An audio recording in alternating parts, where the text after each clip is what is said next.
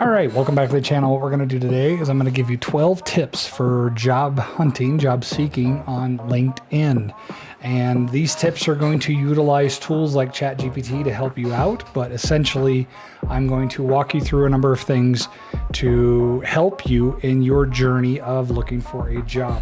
Whether you're an experience-based employee or you're looking for your home to finish out your career with, whatever the case may be, LinkedIn is a very powerful system to help you find your job. And the first tip, the number one tip I'm going to talk about the layout of jobs on LinkedIn. So if you go to linkedin.com/jobs, it will take you to this page here. And this is where it's going to show you your recent job searches. It's going to give you a lot of tips and information.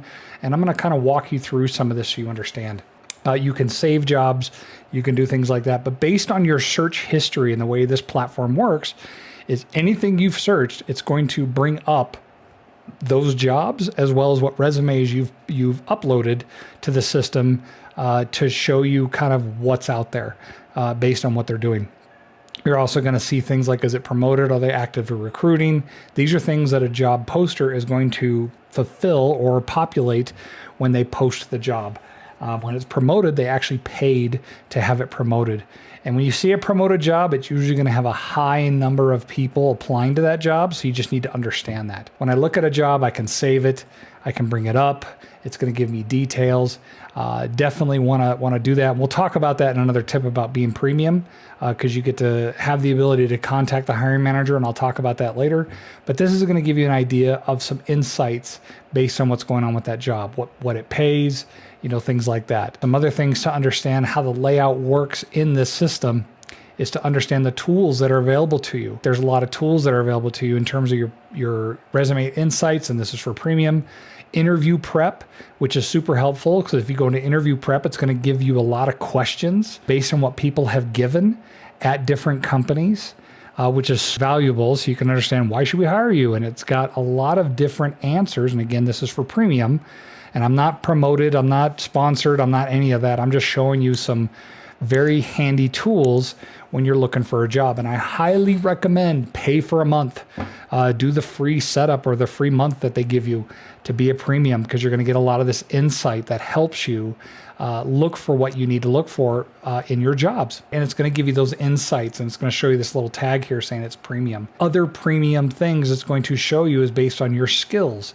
What skills you don't have on your profile that you may want to have based on that. Technical support, it also shows you how many people have actually applied to this job. So you can then determine whether or not you want to be put into a mix of 1,203 applicants, or you want to go to the next job. And you can see some of those insights are right here highlighted. This job only has 15 applicants. This job only has 16, but this one has 1,203. So you might want to avoid that one. Just understand, take some time, take a day, and really learn the layout of LinkedIn. Now, speaking of layout, we're going to talk about the tip number 2, and that is the filters. The filtering system is super, super helpful when you're working in LinkedIn jobs, because it's going to help you determine what you're looking for. So I could say, I want jobs. I want to see it in the past week, because if you put here anytime, you're going to have jobs out here, and you can see that number went way, way up. You're going to see jobs out here that have been out here 30 plus days. They've been out there, a long time, 1 month ago, right? So those jobs may not be valid anymore. And this is where you just go and verify those on their website. Whether you want full-time, part-time, contract, temporary, things like that. If you want remote, hybrid, I can do this. I can set it. I just want to do remote. When was it posted? So again, this is where it talks about showing you the most recent job, so you have a better chance of securing an interview or getting past that, but we'll talk about that in a minute. But just understand the filters are there to help you pick the things that you're actually looking for, so utilize them. Again, get used to this layout, this system, but it's very, very helpful to understand. Maybe I want to look at things that have been only under 10 applicants. That might be helpful for you, so you have, again, a better chance of getting in there based on when it was. And you could see at any time, and a lot of people ask me, when's the best time to apply? It's hit and miss. It's all over the place. It's dependent upon your job. It's dependent upon what you're wanting to look for. Just keep an eye on when these jobs were posted, so you have an idea what kind of chance you have to get into that position. And again, it's going to give you a lot of that data. So sign up for that. So we want to talk about different things here. Tip number 3, oh, by the way, that was filters. So tip number 3, easy apply from the regular apply button. And I want to talk about that because easy apply can be misleading, and it's in LinkedIn's format, and they provide a lot of that data, including the resume that you have, over to the hiring manager. Now, they may, based on, because I was a hiring manager, so I know how the system works. I would usually look at my applicant tracking system we have with the company first before I went and looked at all the emails I got from that 1,203 applicants using that system. So when you see a job that says easy apply, that easy apply button simply just prompts a form up and allows you to put your information in. What I'm showing you to do is really understand what these companies are doing. So go to their websites directly and go verify that this job is actually there. So the way to do that real quick is, and by the way, this is going into tip number 4. So the difference between easy apply and apply. Apply is going to take you right to their applicant tracking system on their website. Easy apply utilizes LinkedIn's system to provide the candidate information over to the hiring manager. To verify a job, this is tip number 4, by the way, to verify a job, you actually just click on the company here, right? So you go over here and you right click and you can say open a new tab, and I can bring up that company and I can go verify that job. So I can go look at their website. I'm going to go visit the website, and I can actually go see if they're actually still hiring for that. So I usually go to company or about us, and I look for careers, and I go click on careers, and I'm going to find out real quick that the only open positions they have are field engineer and hardware test engineer. Not this job. This job is not there anymore. So I usually will go in and report that this job is broken. So I'll click report. I think something's broken. This job is closed, and I click submit. I report that to let them know that this job is not reporting, and they'll go do the same thing. They'll go verify. They'll either contact Viviana, or they're going to go on their website and see that job is not there. Right? I'm not saying that job is not, but I'm just letting that know, because what this does is tells LinkedIn, hey, go contact this person and please let them know that the job is not posted on the website. And because this has over 1,200 applicants, can you either please go close your job because you're done accepting applications, or keep it open, right? So verify the job, all right? So the next piece that I want to talk about is pay, right? So I'm going to use this job here. And this, by the way, is not an easy apply. This is an apply, so it takes them right to their website. But what this job is, and by the way, this is going into tip number 5, pay. And I'm going to utilize a few tools to find out what's going on. I can use Google, but I like ChatGPT because it gives me a lot of insight. So I could say, okay, they're saying this job is remote, but if this job was in a different location, let's say I'm in Charlotte, North Carolina, and I make $75,000 a year. And I see their job is $75,000 a year. And let's just act for a minute that this job is in San Francisco, or this job is in Culver City, California, right? So we're going to go validate that. And what I do is I go over to ChatGPT and I say, all right, I want to understand. And by the way, we'll talk about ChatGPT later, and I have few other videos that you can go look at about how to teach ChatGPT how to do things, because again, it only goes up to September 2021. So you need to teach it some things. And what I did is I told it, today I need you to be an expert in career advice, job hunting, resume, cover letter design, blah, blah, blah, blah, blah. And it says, yep, I get it. I'll help you. All right, cool. So as you can see, I've been doing some searches here, and you can say, all right, I'm making $75,000 a year. So I need to understand, and I really like that job, but it's in Culver City. How much do I need to make to be able to take that job by going from Charlotte, North Carolina to Culver City, California? And you can see right here, if you're making $75,000 a year based on the information it has, and since 2021, it probably hasn't changed that much. It's probably gotten worse, right? You need to make almost $150,000 a year to take that job. That's what's going to be super helpful with ChatGPT, to give you some guidelines, some basics to understand what you're doing if you're going to move locations to take a job.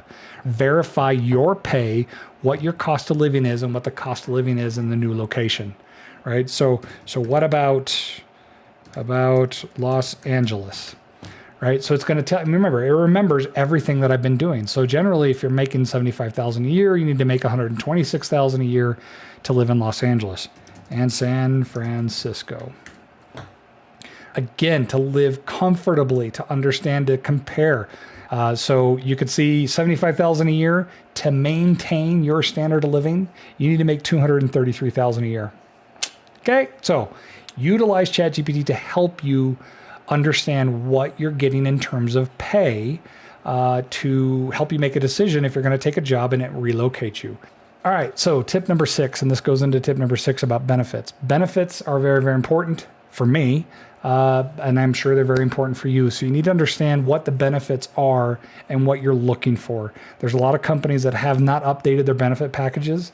So if you care about 401k matching, you might want to look at that. If you don't care about, adoption or fertility or any additional type of medical assistance that you may need, they may offer it. So look for that. They're going to sometimes give you some high levels on the job posting, and this one appears that it does not. But you want to look for that. You want to be able to see, and this is the same company, so that's not going to work.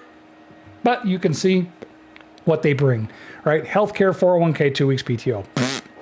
Okay, it's not very good posting of it, but make sure you look for that, whether it's on their job posting in LinkedIn or it's on their website. But please make sure you check what the benefits are so you're happy with what you want. That is that. So let's move into tip number 7, and that is premium. LinkedIn Premium. Get LinkedIn Premium. Do the free trial. And the reason I tell you this is because you're going to get a lot of insight. You're going to get a lot of assistance to be able to do things within LinkedIn using Premium. So I get to see things like, are they actively recruiting? Are they looking for a job? Or how many people have applied? And I like this one, for instance. This one tells me who the hiring team is, and I can reach out to them. And when you do reach out to them, you need to be just aware that when you reach out to them, just be professional. Ask them if the job is still active, if it's still accepting applicants, right? Don't use it to say, hey, I'm the best person. I mean, you can, but to each their own. I use it to verify jobs. I use it to verify scams. I use it to validate that they're actually still taking applications for that position. That's why I use it. So this is a premium feature. And you will see the premium features because it'll have the gold bar on top and it'll have the word premium right there. But again, you're going to have additional information under premium based on your skills. And we're going to talk about skills later down on the line. But this is going to give you some insight of how many people actually applied to the job, how many people have applied in the past day, what's the seniority level, where are they located. So this is very good data analytics that you can do when you're searching for a job. You can see what your competition is. You can see what you're dealing with. You can see what the company's doing. It gives you a lot of great insight. Utilize LinkedIn Premium, even if it's for 30 days or whatever the trial is, to at least give you some insight while you're looking for a job. Goes into tip number 8, and that is contacting the hiring manager. You don't usually have access like this, but when you do reach out to the hiring managers, just make sure you do it professionally and you're doing it to get information to help you make a decision. You can ask things like, hey, can I have a copy of the benefits package? I'd like to understand what your benefits are. Hey, are you still taking applications? Hey, I noticed this job is on LinkedIn, but it's not on your website. Just contact the hiring manager at a professional level and getting questions answered about the company, about the job. That's what it's helpful for. That's that. So speaking of resumes and applicant tracking systems, we're going to go into tip number 9, and that is to make your resume ATS friendly or applicant tracking system friendly. So real quick, what is an applicant tracking system? By the way, I just did a quick Google search and just clicked on this link and it took me here because it has the best information that I found. And what these systems do, they essentially parse through your resume. They look through all the words that are in the resume and they determine whether or not they will move it on to the hiring manager. There's a lot of systems out there. If they don't see certain keywords, if they don't see an education, if they don't see certifications, if they don't see something, it'll automatically kick it out. So it's going to really look through your resume to either let you through the door to get to the hiring manager or the screening person, however their system is set up. You got to make your resume ATS compliant or ATS friendly. Do some research, use ChatGPT. I've done it before on ChatGPT where I've gone here and I'm like, what is a good ATS friendly resume? And it's going to go, here you go, use standard headings, summary, education, skills. Those are keywords that the ATS picks up on. And the ATSs are changing every single day. But essentially, they're sticking to their guns in terms of what the standards are. So just keep that in mind. Things like jobs I've done, you want to avoid. Major abilities, you want to avoid. You want to keep it simple. Work experience, skills, education. You want to be concise, right? So utilize tools that are out there to help you understand what ATS systems are looking for. And I guarantee you, these systems are starting to utilize artificial intelligence, AI, and machine learning, ML, to really help them get through this process, because there are a lot of positions opening up. There are a lot of people in the world, and they're applying for those jobs. As I showed you, 1,200. Just make sure you're keeping your application up to date, or your resume up to date. And speaking of up to date, you want to make sure to update your resume every month. Even if you're in your career job, keep your resume updated every single month. That includes achievements. Track your achievements, track what value you're bringing to a company, and put that in your resume. Put that on your cover letter. You always want to have those available, because you never know what's going to happen. Look at the job market right now. A lot of companies are laying off people. Speaking of resumes, and we're going to go to number 10. Tip number 10 is resumes on LinkedIn. And the reason the reason that's important is you want to understand what resumes you have. You want to see what you have. And LinkedIn is going to have that based on what you've uploaded. And you can see I've uploaded various different resumes based on what I've been doing and testing. But you can see save uploaded resumes and answers to application questions. Share your resume data with all recruiters, so recruiters can go and look at profiles and they can see your resume data. Once you upload a resume, it's going to remember it. So make sure, because again, this is an applicant tracking system, just like all the others. It's very similar. It's going to parse your data and use that to match to your jobs, whether it's Monster, whether it's Dice, whether it's Indeed. They all use the same type of technology to pull in your information, so it makes it available to recruiters. You can delete your resume, you can download it if you lost a copy of it, but it'll keep a copy of your resume to help you out with that. Part of that is making sure your skills are always updated. Whether they're on your resume, whether on your cover letter, you need to keep your skills updated. So we're going to move into tip number 11, and that's skills tests. You can take skill assessments on LinkedIn to help give you badges. So when you're applying to a job, again, it's another tool to give you ahead of the game of other people, to show that you have skills in something. And I can tell you, these skills assessments, they're not easy. You can see I failed one. I'm not going to tell you which one it is, because it's quite embarrassing, because this is a technology I've been using for over 20 years. You can go take assessments. You get 2 chances, and if you fail both, you have to wait 6 months to take it again. And I think that was just because I was going too fast. But everything from Windows Server to Adobe Lightroom, you just show all these assessments and you can go take them. If you have experience in PHP, if you have experience in search engine optimization, go take them. They're about 15 multiple choice questions. They're always different, by the way. And it's not just question and answer. What I mean by that, it's not just text. They give you visuals. So you go, based on what you see in this picture, what would you do? So they're true skill assessment questions that'll really help you stand out above the rest. And when you do that, when you go look at these, you're going to get a badge. And when you get a badge, it's going to show people that are looking at your application or looking at your profile, it's going to show that you have badges. So you can see my badge was earned for PowerPoint, my badge was earned for Power Automate, IT operations. You can go look at that and you can see where you sit. I highly encourage you on a weekend, go take as many skill assessments as you can. It'll help you stand out. And if you fail an assessment, just retake it. If you continue to fail it, it's okay. You got 6 months. But just remember, these are going to show what your badges, the ones you've actually achieved, on your profile. So recruiters, when they're looking at you, know that you have a skill, that you actually took one of the tests. One thing to note, and this is the feedback I've given to LinkedIn, is that some of these assessments are a little dated. And what I mean by that is because a lot of these software applications are updated all the time.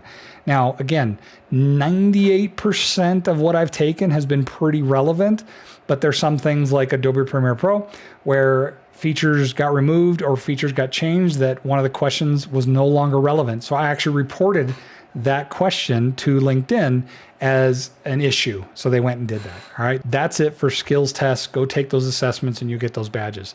All right. Our last tip scams. We're going to talk about tip number 12, and that is scams. Unfortunately, there are a lot of scammers out there that are posting jobs as another company, and they're able to do it. And LinkedIn's trying really, really hard. I've talked to them. They're trying really hard to keep ahead of it, but because there's so many jobs, they just truly cannot. So what a lot of these companies are doing is they're starting to put, we'll call it notes or first line saying, hey, FYI, we're getting notice of people telling us they're being scammed by us. You're only going to get emails from this domain. So they're trying, but again, just be aware of it. And I'm finding most of it is using Easy Apply. It's just collecting emails. It's just collecting information. So these scammers are using these systems to do this. And they're actually saying who they are. They go look at the company and they find a person that's an HR person and they put their name as them. Because again, not many people have premium. This is another reason to have premium is I will go in and message them and going, hey, FYI, I've received this email saying they're from the hiring team and they're applying for this job and they want me to go do this. And they will come back and say, not our job. We never posted that. That's probably a scam. So just be aware. And that, by the way, that's on any platform, not just LinkedIn. That's Indeed, that's Dice, that's all of them. So just be aware. It's a hard battle to win because it's constant, but just verify, confirm and verify. Just like I say, always verify. So when you see an Easy Apply button, I usually 99% recommend don't do that. Don't use the Easy Apply. Go to the website itself. This is a kind of a red flag to me because that job is not on their website, and I will message them later and say, by the way, I don't see this job. Is it actually real? So just keep that in mind when you're out looking for a job. Beware of the scams. If you're being offered an immediate job without an interview, that's a red flag. If they're asking you to pay money to go do something for a job, that's a scam. You know, just be aware of that. So be careful. And speaking of scams, if anyone in my comment section ever tells you that I'm doing a giveaway or go do this, go click on this link, go WhatsApp me at this phone number, that's not me, folks. I don't do that. I don't post any information. I don't do giveaways. I don't do any of that. So just be aware when you're out on a website of any kind, confirm and verify. Just be careful. Don't get scammed. I see it time and time again, and it's very prevalent in the job searching industry. So just be careful out there. All right. So if you have any questions, any other tips that you want to share with everybody, throw them in the comments. Sometimes I jump in there and comment back. But yeah, I hope this has been helpful for you. 12 tips on job seeking on LinkedIn. All right. So that's it. You guys have a good one. See ya.